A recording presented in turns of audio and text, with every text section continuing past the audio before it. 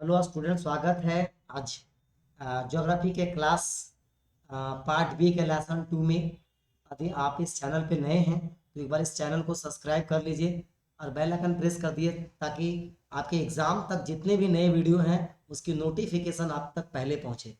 तो हम इसके पहले पार्ट बी में लेसन 1 डिस्कस किए थे। आज हम लोग पार्ट बी का लेसन 2 डिस्कस करेंगे जो एग्जाम के दृष्टिकोण से काफ़ी ज़्यादा महत्वपूर्ण है। जैसा आप जानते हैं कि आप लोग का जो एग्जाम है ना, वो है ना, वो 6 फरवरी से जो है 6 फरवरी से जैक बोर्ड जो है एग्जाम का डेट अनाउंस कर दिया है ना। तो पूरे एग्जाम 6 फरवरी में, फरवरी में ही पूरा होल एग्जाम्स हो जाएंगे आपके 5 सब्जेक्ट। तो जब एग्जामिनेशन का प्रोग्राम जब आ गया है तो आप उसको सीरियसली तैयारी कीजिए, क्योंकि समय कम है ना। और कम समय में बेहतर तैयारी के लिए मैं अपनी ओर से पूरी प्रयास करूंगा, आपको भी प्रयास करना चाहिए, है ना। इसीलिए आप तक बेहतर तैयारी, आपको बेहतर तरीका से तैयारी हो, इसलिए एक बार आप इस चैनल को जरूर लाइक कर लेंगे, है ना। और अंतिम में वीडियो अच्छा लगे तो वीडियो को भी आप लाइक कर लेंगे, चैनल को सब्सक्राइब कर लेंगे ताकि नेक्स्ट वीडियो आप तक पहले पहुंचे। तो आइए हम लोग सबसे पहला स्टार्ट करते हैं। जो आज का चैप्टर है वो है प्रवास, दूसरा प्रकार, कारण और परिणाम। तो सबसे पहला हम लोग जानेंगे प्रवास किसको कहते हैं।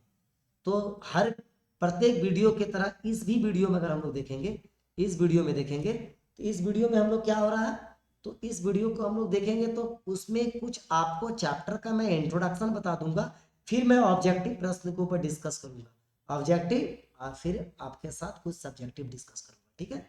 तो आइए सबसे पहला हम लोग जानते हैं प्रवास किसे कहते हैं, है ना।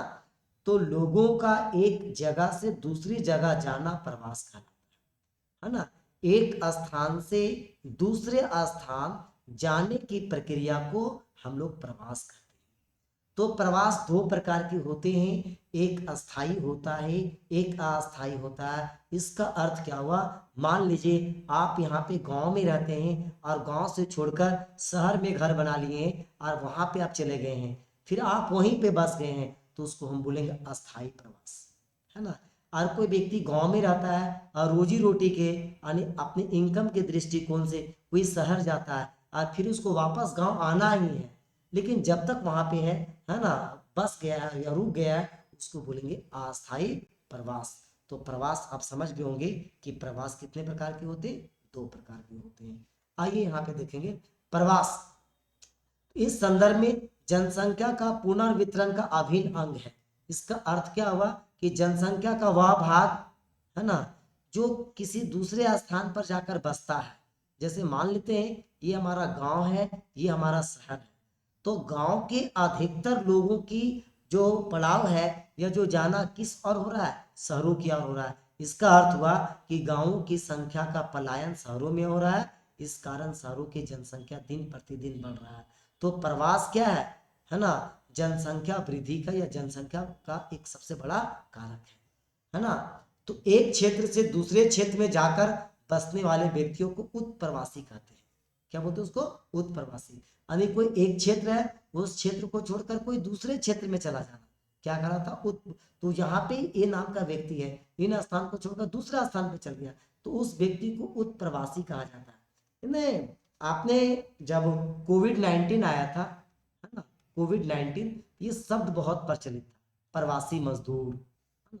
क्या मजदूर था जी, प्रवासी मजदूर। तो प्रवासी मजदूर का अर्थ क्या हुआ कि अपने निवास स्थान को छोड़कर मजदूरी करने के लिए कोई दूसरे स्थान पर चला गया, है ना। तो उसको हम क्या बोलेंगे, प्रवासी मजदूर। तो जब व्यक्ति किसी अन्य क्षेत्र से आकर किसी देश में रहता है तो उसको हम लोग बोलते आप्रवास। क्या बोले उसको, आप्रवास। जब व्यक्ति किसी अन्य क्षेत्र से आकर किसी देश में रहता है तो उसको हम उस क्रिया को क्या बोलेंगे, आप्रवास। बहुत ही इंपॉर्टेंट है, ये 2 नंबर में पूछ सकता है। और ये पूछा है, ये क्वेश्चन जैक में ये पूछा है कि, है ना, आप्रवास किसे कहते हैं, तो आप क्या लिख देंगे, जब व्यक्ति किसी अन्य क्षेत्र में आकर किसी देश में रहता है तो उस क्रिया को क्या बोलते हैं, उसको हम लोग आप्रवास बोलते हैं, ठीक है। बोलता भारत की जनगणना में प्रवास की गणना 2 आधारों पर की जाती है। तो मैंने पिछले वीडियो में डिस्कस किया हूं कि भारत में जनगणना प्रत्येक 10 वर्ष पर होता है ना? कितने वर्ष पे? 10 वर्ष पे। ये ऑब्जेक्टिव में भी पूछ सकता है। तो भारत की जनगणना में प्रवास की गणना 2 आधार पे की जाती है। पहला जन्म स्थान और दूसरा निवास स्थान। जन्म स्थान का मतलब कुछ और है, निवास स्थान का मतलब कुछ और है। एग्जाम्पल मान लेते हैं, कोई व्यक्ति उसका जन्म जो है वो हजारीबाग में है और वह निवास मुंबई में कर रहा है, समझ रहे ना? तो ये दोनों अलग है। तो जन्म स्थान और निवास स्थान, इन दोनों के आधार पर भारत में क्या होता है? जनगणना होता है ना? ऐसा नहीं कि व्यक्ति जन्म लिया, एक बार यहाँ पे काउंट कर दिए और निवास मुंबई में कर रहा है तो वहां काउंट कर दिए। तो एक ही व्यक्ति का डबल डबल काउंटिंग होने के कारण, है ना, हमारा जनसंख्या का सही आंकड़ा नहीं मिल पाएगा। इसीलिए जनगणना जो है वो प्रवास की गणना 2 आधार पे की जाती है। पहला जन्म और दूसरा निवास। एक ही राज्य में एक स्थान से दूसरे स्थान को होने वाला प्रवास को अंततः, है ना, अंतरराज्यीय प्रवास करते हैं। मतलब एक स्थान से दूसरे स्थान, एक ही राज्य में, अगर मान लीजिए झारखंड है तो हम क्या करेंगे? प्रवास का झारखंड की सीमा के अंदर एक स्थान से दूसरे स्थान, तो उसको बोलेंगे क्या? अंतरप्रवासीय कहेंगे। ठीक है। अब दूसरा ये पॉइंट क्या बोल रहा है? एक राज्य से दूसरे राज्य में होने वाला प्रवास को अंतरराज्यीय प्रवास कहेंगे। ये झारखंड है, झारखंड के पड़ोसी बिहार है। अब झारखंड को छोड़कर बिहार में एंट्री करेंगे तो क्या कहलाएंगे? है ना, अंतरराज्य प्रवास करेंगे, अंतरराज्य प्रवास करेंगे। ठीक है। मुझे उम्मीद है कि 6 तारीख से एग्जाम है, आप अपने परीक्षा के तैयारी में लग गए होंगे। यदि नहीं लगे हैं तो इस वीडियो से शुरुआत कीजिए और यहीं से लगिए, और पीछे का जितना भी वीडियो है ना, प्लेलिस्ट में होगा, आप वहाँ पे सर्च कीजिए और एक एक करके वीडियो देखिए, उसका नोट्स बनाइए और बढ़िया तरीका से तैयारी कीजिए, है ना। क्योंकि और आज का एक और न्यूज है, मैं ये न्यूज अंतिम में आपको बता दूंगा मैं, और आज का क्या न्यूज है उसको मैं डिस्कस करूंगा अंतिम में। आइए हम लोग नेक्स्ट पॉइंट में बात करते हैं। देश के भीतर एक ही जगह से दूसरी जगह प्रवास, उसको बोलते हैं आंतरिक प्रवास। तो इसका अर्थ हुआ क्या? हमारे देश की सीमा के अंदर कहीं भी, हमारी ये पूरा भारत है, तो देश की सीमा के अंदर कहीं भी आप प्रवास करेंगे तो उसको बोलेंगे आंतरिक प्रवास।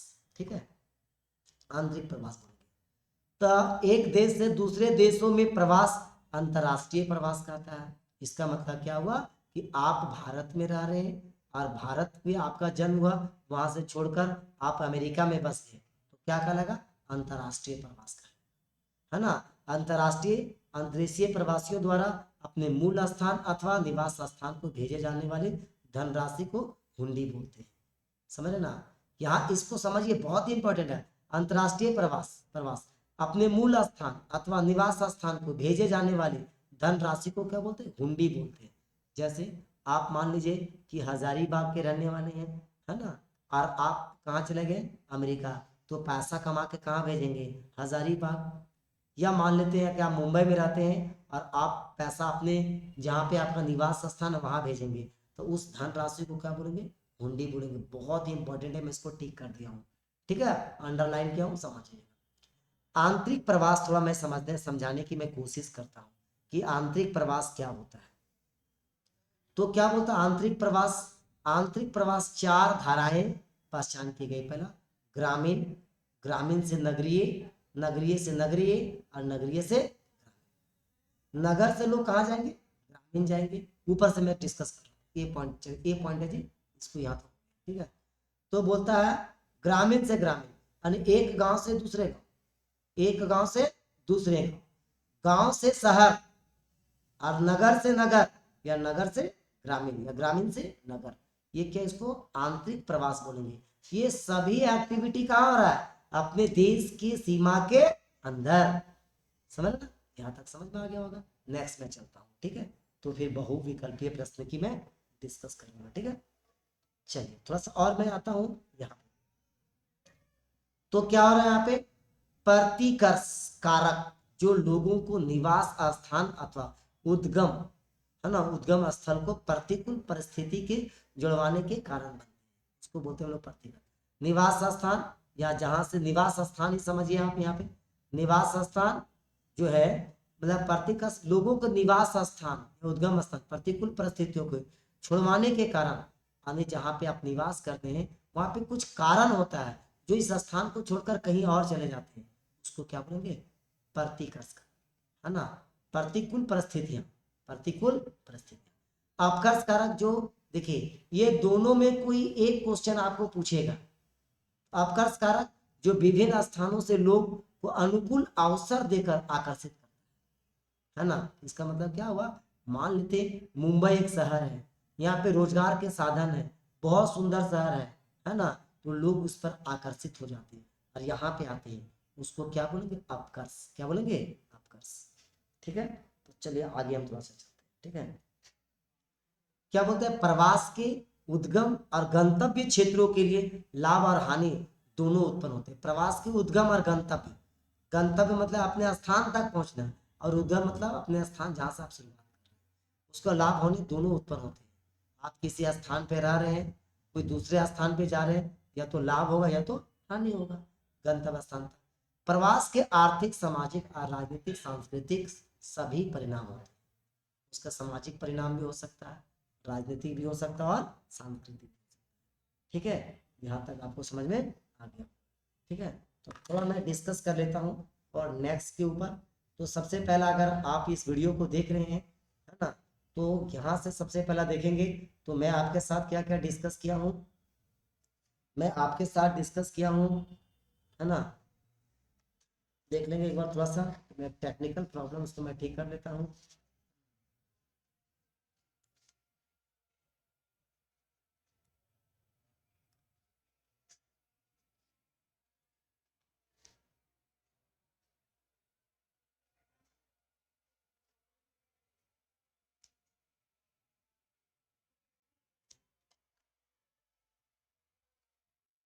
चलिए, तो थोड़ा सा आप यहाँ पे देख लेंगे, प्रवास के बारे में आपको समझ में आ गया होगा। तो प्रवास के बाद हम लोग बात करेंगे आगे, है ना। प्रवास के बाद हम लोग बात करेंगे कुछ क्वेश्चन, ऑब्जेक्टिव क्वेश्चन के ऊपर, है ना, और फिर हम लोग बात करेंगे आगे। चलिए, थोड़ा हम लोग डिस्कस कर लेते हैं कुछ ऑब्जेक्टिव के। तो आइए हम ऑब्जेक्टिव बताने से पहले उस टॉपिक पे हम लोग डिस्कस करते हैं। ठीक है, तो पेज, तो चलिए आज का ये न्यूज क्या है, यहाँ ध्यान देंगे। आज का न्यूज है कि पहले वीडियो में आपको मैं बताया था कि 35 नंबर ज्योग्राफी में सब्जेक्टिव होगा और 35 नंबर आपका ऑब्जेक्टिव। तो आज का न्यूज पेपर में ये है, प्रस्ताव भेजा है विभाग को कि 30 नंबर आपके सब्जेक्टिव होंगे, है ना, और 40 नंबर आपका, ये सॉरी, ये 30 नंबर आपका ऑब्जेक्टिव होगा और 40 हमारा क्या होगा? सब्जेक्टिव। 40 और 30 कितना? 70। ठीक है, चलिए, ये आपके लिए नई इंफॉर्मेशन है, इसको आप लोग देख लेंगे। आइए यहाँ से सुनो।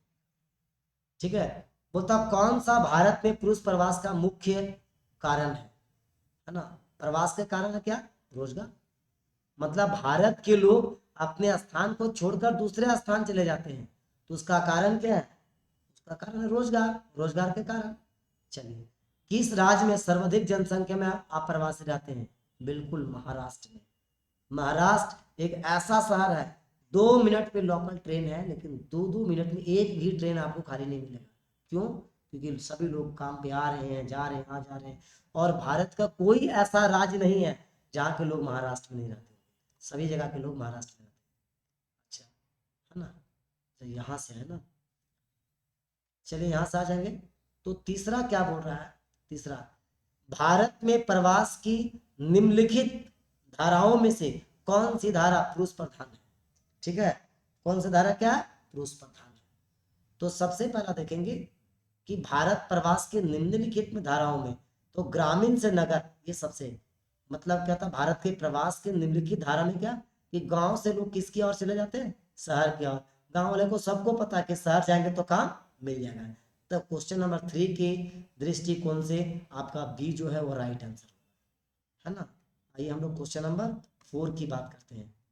4 क्या बोल रहा है ना। तो 4 जो है वो देख लेंगे। तो 4 बोल रहा है यहाँ पे, बोल रहा है यहाँ पे, थोड़ा इसको मैं ठीक कर लेता हूँ थोड़ा सा। अच्छा, इसको मिटा लेते हैं थोड़ा सा।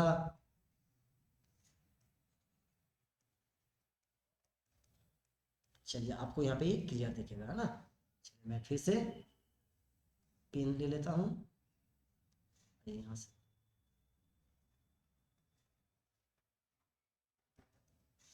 ठीक है, आइए क्वेश्चन नंबर हम लोग 4 देखते हैं।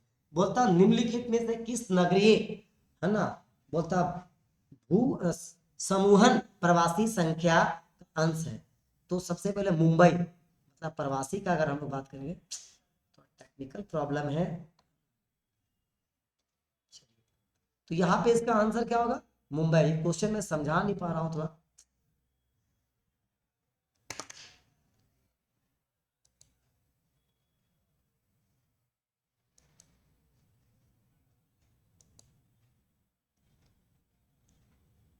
उस टेक्निकल प्रॉब्लम के कारण मैं थोड़ा सा, चलिए याद आता है। ठीक है, तो फिर से मैं देख रहा हूँ इस क्वेश्चन क्या बोल रहा है कि निम्नलिखित में से किस नगरीय समूहन में प्रवासी जनसंख्या का अंश सर्वाधिक है। तो वह शहर है मुंबई। सबसे अधिक प्रवासी कहाँ पे रहते हैं, मुंबई में, है ना। कहाँ पे रहते हैं, मुंबई में। क्वेश्चन नंबर 5वां देखते हैं, 5वां क्या बोल रहा है ना। क्वेश्चन नंबर हमारा 5वां बोल रहा है कि जनगणना 2001 के अनुसार भारत में सबसे अधिक प्रवासी किस देश से आए हैं। किस देश मतलब भारत में आए हैं। तो क्वेश्चन नंबर 5 का जो राइट आंसर होगा वो कौन सा होगा, है ना, बांग्लादेश, है ना। आज भी भारत में सर्वाधिक विदेशी आकर भारत जो है मुख्य रूप से बांग्लादेशी भारत में बस गए, है ना। आज सरकार की आवश्यकता है कि एक अच्छी कानून बनाकर इन बांग्लादेशियों को उसके देश भेजना चाहिए। इसका सीधा हमारे देश के लोगों पे रोजगार पर प्रभाव पड़ेगा, देश की संसाधन पर प्रभाव पड़ेगा, है ना। तो बांग्लादेशी है। आगे क्या बोल रहा है थोड़ा सा देखेंगे। जब लोग अनुकूल अवसरों से आकर्षित होकर प्रवास करते हैं तब वह प्रवास कौन सी कारक कहलाएगा। अभी हमने आपके साथ ऊपर में डिस्कस किए थे, है ना। तो होगा अपकर्ष, यानी किसी चीज को देखकर आकर्षित हो जाना। तो क्या होगा, अपकर्ष कारक। किस राज्य में विवाह के बाद पति अपनी स्त्री के घर आकर रहता है। किस राज्य में विवाह के बाद पति अपनी पत्नी के घर में रहता है, उल्टा, समझ ना। तो यहाँ पे क्या होता है कि जब शादी होता है पत्नी घर में आती है, लेकिन नहीं, यहाँ पति ही पत्नी के घर में जाती है। तो वह राज्य कौन सा है। क्वेश्चन नंबर 7 का जो राइट आंसर होगा क्या होगा, मेघालय, है ना। बहुत ही यूनिक प्रश्न है ये, यूनिक प्रश्न है, बहुत ही यूनिक प्रश्न है। भारत में स्त्रियों में सर्वाधिक प्रवास किस कारण होता है। तो भारत में प्रवास का मतलब हुआ होता है कि लड़कियां का जब विवाह होता है ना, तो विवाह होकर वो दूसरे घर में वहीं पे जाके बस जाती है ना। तो इसका कारण क्या रहेगा, विवाह। यहाँ पे भी आंसर दिया हुआ है, यहाँ से भी आप देख सकते थे, लेकिन मैं समझा कर बताया हूँ ताकि आपको सुनकर याद हो, है ना। तो यहाँ पे ये वीडियो आपको समझ में आ गया होगा। इस वीडियो में मैं नेक्स्ट सेकंड वीडियो में लेकर आऊँगा जो आपको आंसर क्वेश्चन बताएंगे यहाँ से, है ना। तो मेरा वीडियो 2 में इस चैप्टर में यहाँ से होगा। तब तक के लिए बहुत बहुत धन्यवाद। उम्मीद है कि आपको यहाँ तक समझ में आ गया होगा। यदि आप इस चैनल पे नए हैं तो जरूर चैनल को लाइक या सब्सक्राइब कर लीजिए और वीडियो को एक बार जरूर लाइक कीजिएगा। बहुत बहुत धन्यवाद।